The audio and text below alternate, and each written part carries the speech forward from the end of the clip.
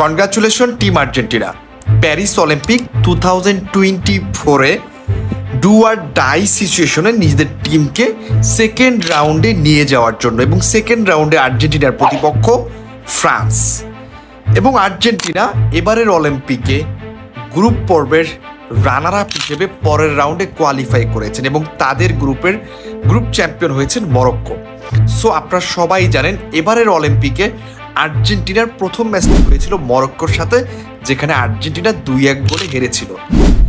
ম্যাচটি 2-2 গোলে শেষ হলেও একদম লাস্ট মুহূর্তে এসে একটা অনাকাঙ্ক্ষিত ঘটনা ঘটে এবং ওই ঘটনার পর 2 ঘন্টা পর ম্যাচটা শুরু হয় এবং 2 ঘন্টা পর আর্জেন্টিনার একটা গোল বাতিল করা হয় এবং তারপরে আসলে 3 মিনিটের জন্য একটা ম্যাচ শুরু হয় এবং সেই ম্যাচটা আসলে আর্জেন্টিনা পরে কামব্যাক করতে পারে নাই এবং ম্যাচটা হেরে গিয়েছিল। এবং এর পরের ম্যাচ ইরানের সাথে 3-1 গোলে জিতেছে আর্জেন্টিনা এবং আজকে তারা হচ্ছে ইউক্রেনের সাথে 2-0 গোলে জয়লাভ করে তারা সেকেন্ড রাউন্ড নিশ্চিত করেছে অলিম্পিকের। তবে ভিডিওর এই পর্যায়ে আমি একটু কথা বলে নিচ্ছি।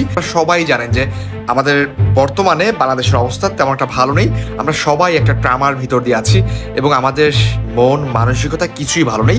তবুও একটু রিফ্রেশমেন্টের জন্য আমার কাছে মনে হয় যে খেলা দেখা বা একটু খেলাধুলা করাটা এবং মাইন্ডটাকে একটু রিসেট করাটা খুব অন্যায় কিছু না, এটা আমার কাছে মনে হচ্ছে। হ্যাঁ, যদি আমার এই ধারণাটা ভুল হয়ে থাকে তাহলেও কমেন্ট বক্সে জানাবেন, আশা করছি। সো আপনারা বুঝতে পারতেছেন যে আমার ভিডিও দেখে আমি নিজেও আসলে অতটা ভালো নেই। সো সবাই ভালো থাকবেন, সুস্থ থাকবেন। আল্লাহ হাফেজ, আসসালামু আলাইকুম।